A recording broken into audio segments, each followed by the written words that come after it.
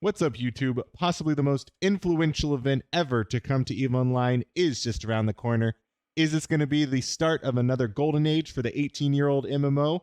Or is it the death knell for a game that's just out of touch? Let's find out.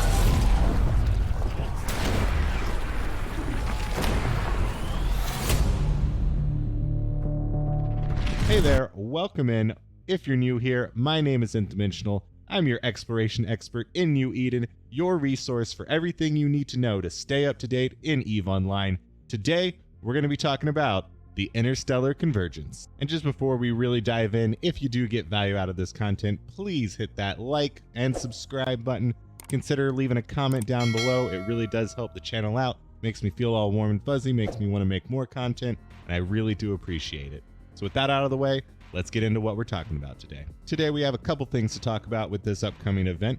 First, it's going to be looking over the press release and what they put out into the public there. Then we're going to talk over the PR dev comments that we were able to scrounge up through interviews here and there. We're going to look into the Hoboleaks to see any mechanical details of these new events and sites. We're going to be looking at some more dev comments. However, these ones are going to be more mechanical focused about the event. And lastly, after all that's taken care of, I will give you my opinion on what I think this means for EVE Online in the future, and if this is a good thing or not. And of course, if you are only interested in a few things here or there are chapters down below, so feel free to go look for your favorite part. First off, let's talk about that press release. So out of essentially nowhere, they come up with this press release, the Interstellar Convergence, a new event starting on January 13th, about a week away, starting on Thursday, and going until February 1st. And what's very special about this event is that it is actually a Doctor Who crossover. EVE Online has never seen a crossover before, so this is going to be very new ground. Some might say that it's ruining and breaking the game. Others might say that this is a new era for player retention and accrual. But as for the actual press release, they say the Interstellar Convergence will be unlike any other EVE event before it, introducing a beguiling mystery, a trail of clues, multiple challenges, themed items, and even a vibrant new area of space. They also say that the Interstellar Convergence will be one of the most distinct, engrossing events ever to take place on EVE Online. So after a press release like that, EVE players were flying off the walls. Reddit was a storm. It still is to a degree. Discords were popping off left and right. Everyone was saying, this is the worst thing to happen to EVE. I'm quitting now. But on the Doctor Who side of things, everyone seems pretty happy. We did reach out to some CCP employees that know a little bit more about this event. Throughout interviews and questions and whatnot, we were able to compile a lot of good information about the kind of event itself. And we're going to go over what I feel is kind of most important to lesser important things. First thing on that list is that the BBC actually reached out to CCP. It wasn't the other way around. And even furthermore, no money apparently was exchanged. So this is purely both of these companies saying, hey, we like your product and we would like to promote our product in your product. And that's how it came to be. Speaking of dealings between the companies, this deal has actually been in the works for over a year.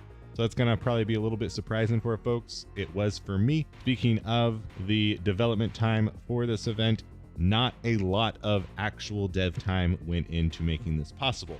Always with events, there is kind of a more bang for buck factor that's going on.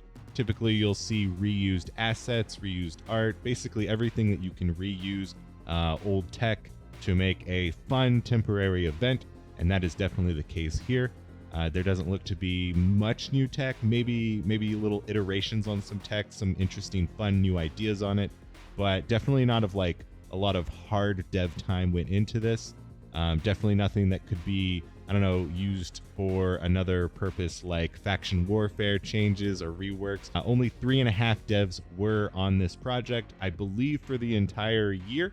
And that is mostly going to be the events team. And they really only worked on this project kind of in between their other work when maybe a little bit of free time presented itself, because also it was just more of a lower priority item. Things would be shipped off to BBC for approval and whatnot. They would approve it in their own time. They would ship it back to CCP, who would then start to work on it a little bit. And it was just kind of like a not very priority, slow kind of development, and just was like, when this works out, it'll work out good. Speaking of shipping off stuff to the BBC, another thing that reduced dev time focus on this project was BBC provided a lot of the assets that we're going to be seeing and using in this event. So things like the Daleks and the biomechanical saucers. So CCP devs didn't need to spend their time, their hard dev work hours on this event. And lastly, let's talk about lore for a second.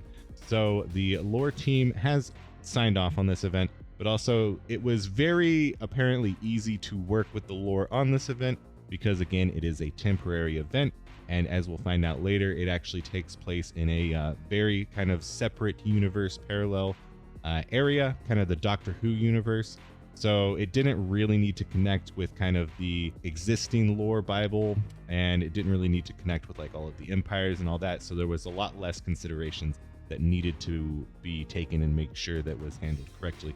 So moving on to the next item, this event is very new player focused. And when I mean very new player focused, I mean it has the difficulty of career agents, which means a day one player, not but 30 minutes, an hour into the game, should be able to start this event and kind of work their way up to at least the middle of the pack area.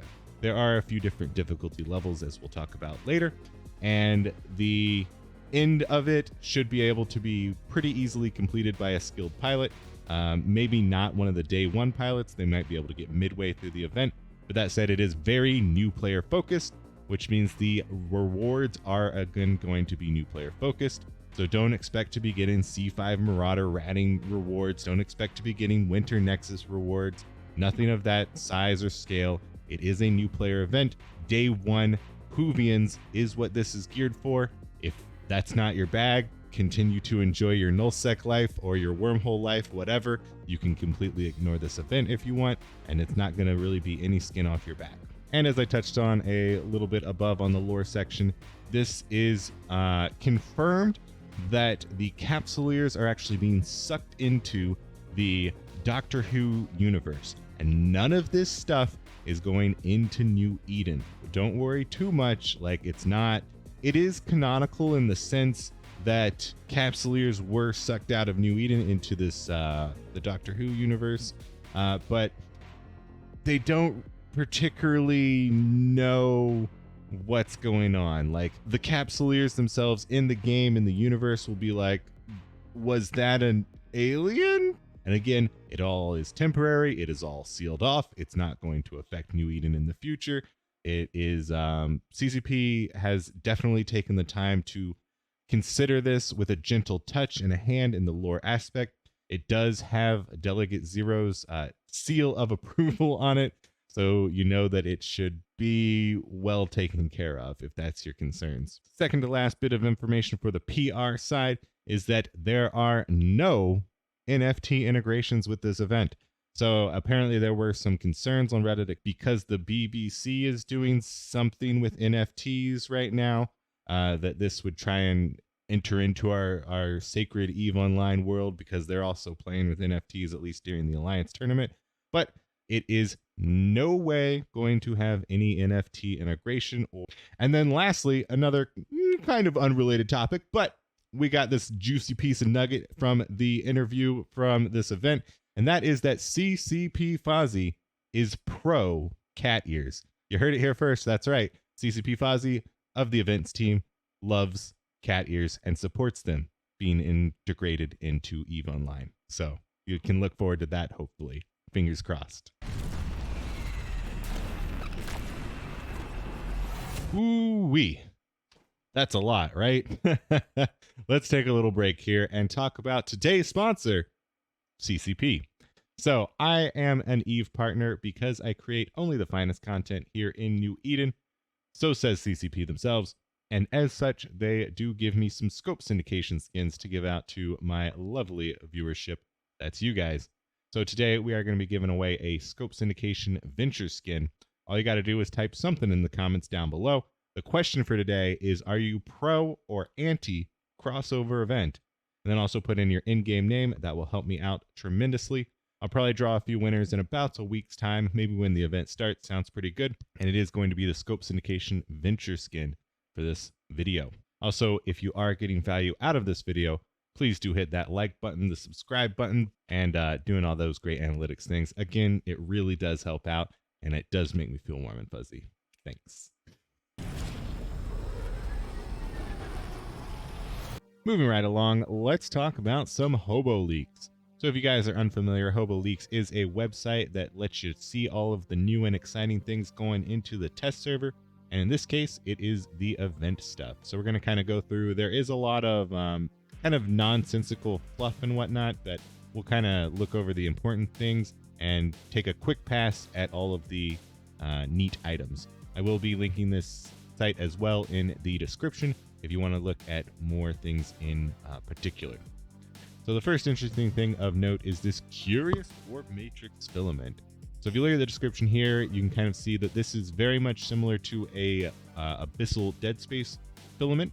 And so that gives us a good idea that this event is going to be very similar to Abyssal dead spaces, or no PvP problem areas, as some might say.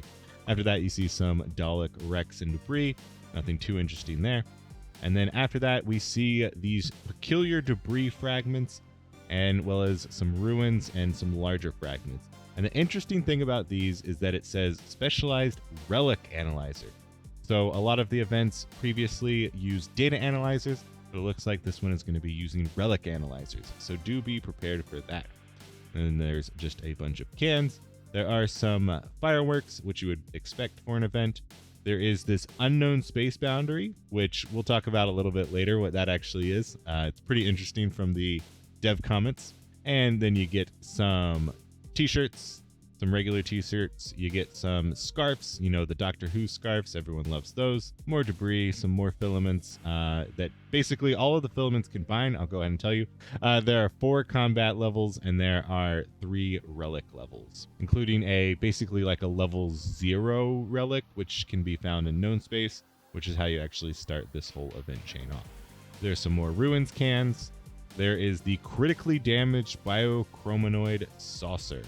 And so this is kind of a very large battlecruiser that seems to, from what we can tell, it's an incredibly large battlecruiser that will chase you down very quickly, grapple you, and just try and keep you in place. Next thing is the pew. This thing is very interesting in that I don't know what it is useful for yet. Maybe it's just a trinket. Then we also see the women's dapper outfit. And then there are these convergent skins. So these are skins that you'll be able to find in the event sites or possibly through the event rewards. And there is a nice mix of kind of T1 cruisers and T1 exploration ships. Basically all of the ships that you can use in the site, you can kind of get a skin for them here. And we haven't gotten to it yet, but this again is a very new player friendly event, which means that you're mostly going to be using, or only going to be using, T1 exploration frigates and T1 cruisers, and then to a lesser degree T2 exploration frigates. After that, there's just some more saucers, the men's dapper outfit, and then you have the boosters. So you have a bunch of exploration boosters. You got your scan probe time in 3 ranks. You got the scan probe deviation in 3 ranks, the range finding in 3 ranks, the range booster. This is actually a very interesting one, and I don't personally know what it's going to be used for at all, but it gives you a analyzer range bonus. So even if you do have a very large analyzer range, you still have to actually loot the cans. Very interesting relic analyzer booster, and we'll see if it actually comes into play at all. After that, we have a coherence, aka health of your relic analyzer. And then you have these relic strength boosters. So I have done some analysis on these strength boosters, and I could definitely say that the +2 and +4 are essentially the same, and they're also not very good. The +6 is relatively good. I have actually requested that these turn into 4, 8, and 10. We'll see if that happens, or probably more realistic is 4, 6, and 8. So we'll see. And then you have ship signature radius bonus. This is going to be very effective for combat. Ship inertia, which is great for moving around, good for everyone. armor repair and shield booster, basically your agency drugs. After that, you have a bunch of blue force and red force skins. There are a lot of these already in the game. They do look pretty cool. Either you have a blue top or a red top, and then inverted on the bottom side. You got a booster crate. You got a firework crate. You have this guided neutralizer bomb. Not very sure exactly what this is. It's kind of like the Pew in that it's very weird as a bomb, but we'll see how that comes into play. After that, you have some peculiar data collection. This seems to be just NPC sell order stuff, but then this other stuff, the time crystal oscillator, and then a whole bunch of these strange matter components. Something very interesting about this event is that you actually use industry during this event. It is the first event, I believe, ever to actually use industry in the event itself. So what you're going to end up doing is you're going to combine these time crystal oscillators with these strange matter components and a blueprint in order to get yourself into a further difficulty level. So it's very much a progression of you start out small, you collect materials, and then you keep trying to go further and further into the timey-wimey space to get better and better rewards, which I think is really cool, and I think it's going to be really fun personally. And then you have all of the trinkets. So this is really the bread and butter of the event. I guess this is what the Whovians are after. You have a scale model of a blue box, wonder what that could be. An inactive sonic multi-tool, a bag of gelatinized confectionery. You can also see all the descriptions here. I'm not going to go over them, but if you know, you know. If you don't, then you probably don't care. Chronologically curious blue diary, fragment inscribed with odd circular text, snow globe with peculiar architecture, extendable plunger tool, I like that one, biomechanical armor fragment, and neutron flow polarity reverser. And then after that, you have some more filaments. You have a blueprint for a filament. You also have more blueprints. They just don't have their icon yet there. And then you have these really amazing interstellar convergence skins. So these are going to be for larger ships, so battleships and Titans even. And these are very good looking. If you have the chance, I would definitely recommend checking them out. That said, they are very likely going to all be for sale in the Plex store. So not really a in-game way to get these items except for buying them off other players. Whether you like that or not, that's just how it is. But they do look very cool, and I am pretty excited to have them in the game. And then the last of the items is cerebral accelerators, stuff that you're used to. You have your basic, your extended, and your potent, and those will be dropping from the sites as well. And going further on, we're going to look at the strings here. Again, we'll go a little bit quicker here. And here we have some interesting stuff. You will have a time before the warp field collapses and destroys your shipping capsule. So this gives us our first clue that these sites are going to be very akin to Abyssal Dead Space in that they will have a time limit on them, and if you are still in the space at the end of the time, you will explode and lose everything. Then we have the filament requirements. So you can do it in a Magnate, Heron, Imicus, Probe, Astero, Anathema, Buzzard, Helios, Cheetah, and Pacifier. So this is T1 exploration ships and T2 exploration ships. And then also, in my opinion, wrongly, you can also bring in Astero, which is technically a pirate faction frigate. But personal prejudice aside, those are what you're going to be bringing into the exploration event site. So no nesters, even though they're the best exploration ship. Here we have the filament of the combat variety. So a fleet of either 1 or 2 basic T1 cruisers can pass through the tear in space-time created by this filament. Omen, Caracal, Thorax, Stabber, Mauler, Moa, Vexer, and Rupture.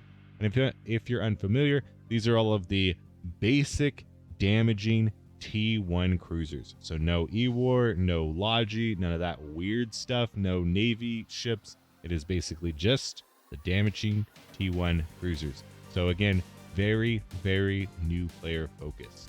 And then lastly, I want to go over the new, we'll call them quest for the event. So these are pretty much what you're familiar with, but they have some new interesting ones that we haven't seen before. So for example, play the market. And for this quest, you can actually sell the loot that you're getting in these sites on the market to completed.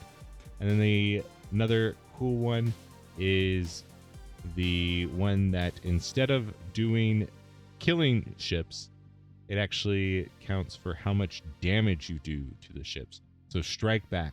While exploring the space accessed by a precarious warp matrix filament, deal 220,000 damage to a critically damaged biomechanical saucer. Back in the legacy events, we'll call them at this point, you only got credit for actually killing ships, which was very bad if you were trying to do them together, but this helps solve that issue. And so that is basically everything I want to talk about with Hoboleaks. Moving on, let's jump back to some more dev comments, this time concerning the mechanics of this event. To start off with, someone has to do exploration at the start.